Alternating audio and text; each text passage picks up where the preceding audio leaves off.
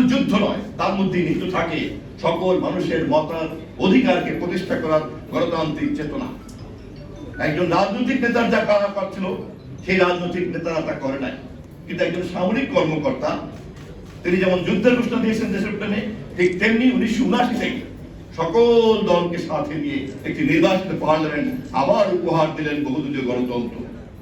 এবং ইতিহাসের খুবই একটা পরিহাস, সেই পার্লামেন্টেই আমরা আবিষ্কার করলাম যেই আওয়ামী লীগ বিলুপ্ত হয়ে গিয়েছিল বাকশালে, সেই আওয়ামী লীগই নতুন করে আবার পার্লামেন্টে হাজির হলো প্রধান বিরোধী দল হিসাবে।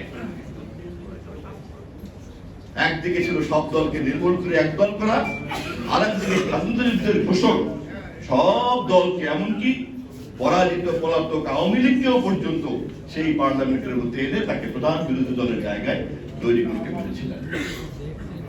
আজকেও আমাদেরকে খেয়াল রাখতে হবে শহীদ জিয়ার সেই গণতান্ত্রিক রাজনৈতিক ধারা, বেগম খালেদা জিয়ার 91-তে লাগাতার ভাবে সংগ্রাম করে ভোটাধিকার আদায় করে নির্বাচিত প্রধানমন্ত্রী হওয়া,